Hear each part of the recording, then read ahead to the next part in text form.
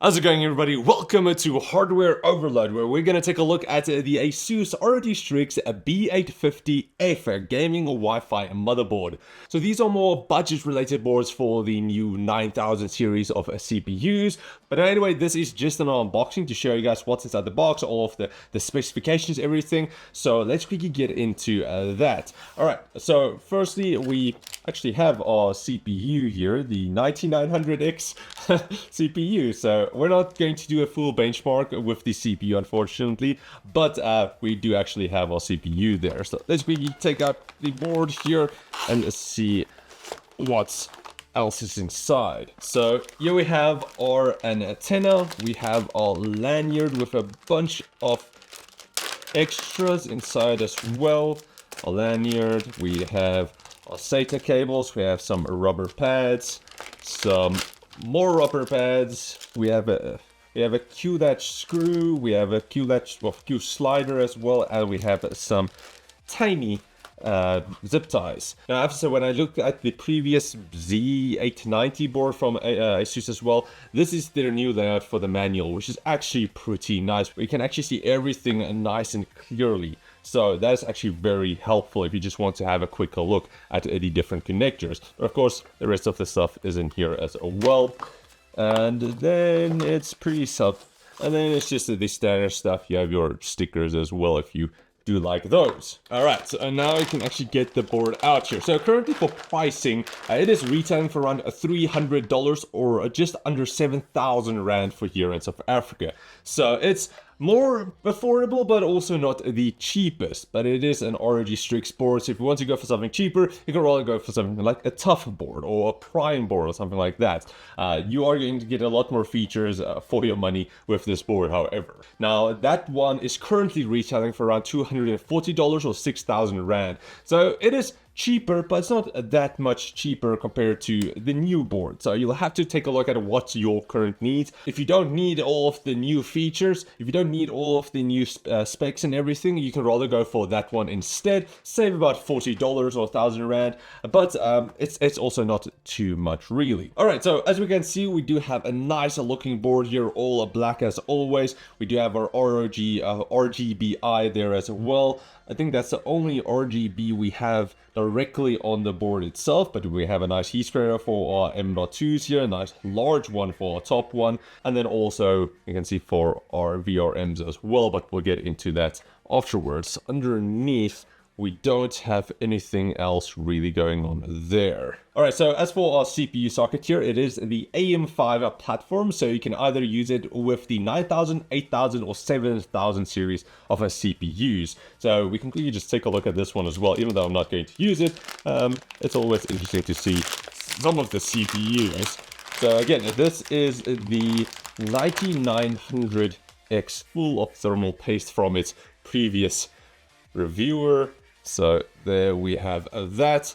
Now again, if you wanted to, you can pair it up with the 9900X if you wanted to, or for the 9800X 3D, or even again the newer, which was just announced, the 9900X 3D. Now you probably won't get all of the performance out, but if you're just a casual gamer, then this is going to be plenty enough for you. Now then, speaking of overclocking, for our VRMs here, we do have a 16 +2 power stages, all of them 80 amps. And with Precision Boost Overdrive, that's going to handle all of the overclocking automatically, so you don't have to do anything. It's going to look at all of the temperatures and so on, the sensors. So yeah, it's going to handle all of that for you. Now then, moving on towards our memory slots here. So we do have 4 DDR5 memory DIMMs that does go up to 8,000 mega transfers per second. So pretty damn quick. Not that you necessarily need to go that high, but the board is able to handle that. So it does also support ASUS's enhanced memory profile. That's just going to handle all of the timings and everything for your memory, and then also XPO.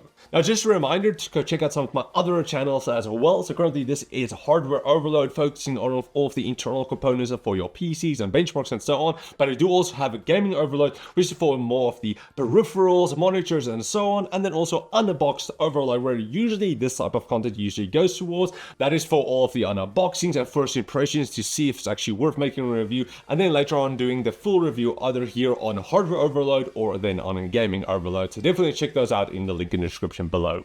Now moving down, we do have two PCI Express slots here, both of them being a full size, but the top one being PCI Express Gen 5, a full 16x, and the bottom one being PCI Express Gen 4, running at 4x speed. Now the top one does feature ASUS Shield or Armor technology, and then also their slim Q release design as well. With some of the previous boards that I took a look at, you usually got a button to actually release your GPU, whereas with the new design, all you need to do is lift it from the front side, and that's actually going to release your GPU. So that is also pretty nice. No need to worry about the large M.2 heat spreaders or being just having a massive GPU in here. So that is also a nice feature that they added recently. Now then, moving on towards our M.2s, we do have our top PCI Express Gen 5 M.2 and then also 3 additional ones down here as well. Now for our top one, it does feature ASUS's a new screwless latch as well, which is awesome, and I do love that they added into their new boards here, so you don't need to actually have a screwdriver for our top M.2, but for our bottom ones, of course, we're still going to need that. Now, for our, again, this is a PCI Express Gen 5 M.2, and it does feature ASUS's slider technology. Now, it doesn't seem to have the slider on it at the moment, so that is inside the box here. We actually have this little plastic thing that slides over to lock your M.2 in place instead of needing to have the latch or the screw or whatever. Because this is just a standard size, it does just have the Q latch for our M.2 here, which is going to grab onto our M.2 and keep it in place, again, not needing a screwdriver. Now, as for our bottom M.2s here, we do have an additional PCI Express Gen 5 M.2 here as well. And then the bottom two are PCI Express Gen 4. So 2 PCI Express Gen 5 and 2 PCI Express Gen 4. And all of them does feature ASUS's Q latches as well. So it just makes installing your M.2 so much simpler, and you don't need to fiddle around with your tiny screw and lose it when your system is actually already built and you just need to swap out your M.2. So that's a very nice addition. Now, something to keep in mind is that if the bottom PCI Express slot is used, then this M.2 will be disabled. So they do share a bandwidth over there. So just something to keep in mind is that if you have a capture card or something like that, this M.2 will be disabled and you won't be able to use that, but luckily you still have this one and then also the other two as well. Now, while I screw all of this back in, if you guys have any product you would like me to feature on this channel, if you have a product that you're looking to buy but you're not exactly too sure if it's worth getting, then tag me and the brand in a tweet or whatever X post, and I'll see if I can actually get that arranged for you and maybe even compare it to some of the other products that I have on hand as well. It doesn't need to be a motherboard, it can be a CPU, it can be a GPU or whatever, a case, coolers, whatever. I'll see if I can actually get that arranged for you guys. So, yeah, let's quickly pop in the final one. Again, just showing you guys how easy it is. Just like that. Boom. Oh, that's so nice. It's so damn smooth. All right. Then for our I.O. here at the back, you do have an integrated I.O. shield, I.O. cover, which is pretty standard nowadays. But you do have your HDMI 2.1, your DisplayPort version 1.4, 4 USB 5 gigabits per second type A ports, you have your 10 gigabit type C port, you have 4 USB 2 ports as well, then you have additional 2 10 gigabit type A ports, and then you have your 20 gigabit type C port, you have a clear CMOS button, your BIOS flashback button, your Wi-Fi 7 and 10 ports, and then also all of your audio connections, and then finally your 2.5 gigabits per second Ethernet port. So that's a pretty nice inclusion of I.O. here at the back. Pretty much everything that you would really need. Now, usually I like to go for more of a 10 gigs per second for your Ethernet port, but because this is more gaming related board, I don't think that's really too needed. But anyway, now let's quickly move on towards our onboard connectors. So starting off with at the top here, we do have your 2 8-pin CPU power connectors. We do have 1, 2, 3, 4, 5, 6, 7 PWM fan headers, so for your CPU at the top, for your I/O pump and so on, CPU opt, and then the rest is for your case fan. So enough CPU fans, I believe, for there.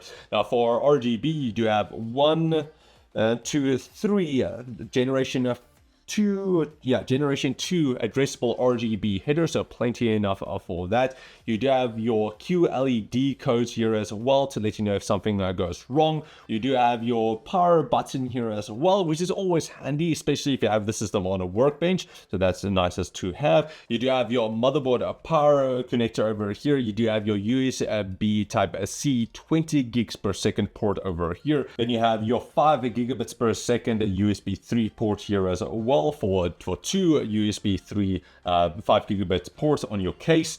Then down here you have your onboard connectors as well.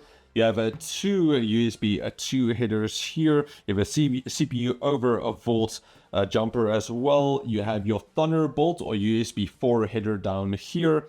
And then that is pretty much it. Alrighty, so that is pretty much it for a look at the ASUS ROG Strix B850-F gaming Wi-Fi motherboard. So a pretty nice board, I will say. It has everything that you really need. VRMs is good enough for a high-end CPU. You have plenty of M.2s here, 2 of them, of course, being again a generation 5. I/O on the side here is pretty good as well. And in general, just a nice board. Again, $300 is not the cheapest, but it's also not too bad, especially if you're planning to pair it up with a $500 or $600 CPU. So, and I think it should be able to handle it. I mean, we do have the 9900X over here, so pretty high-end CPU. Now, of course, we will see how it compares up with the new, the 9950X that's being released as well, and the 9900X 3D. But I think with our 14 plus 2 plus a 2 VRM setup here, the tanks will be able to handle all of that. Pretty good, I will say. Enough ports and everything for a standard user. But anyway, that's pretty much it. If you guys like this review, please like, share, subscribe, and comment. Like always, a big shout out to ASUS Africa for sending the board over for our unboxing here. Now, if you guys once again see more related content like this, definitely subscribe, because of course there's a ton more to come in the future. I do already have another board as well, which we're going to take a look at right after this. But anyway, so that's pretty much it. Thanks for watching, guys. I do hope you enjoyed, and I'll see all of you guys next time. Cheers, guys.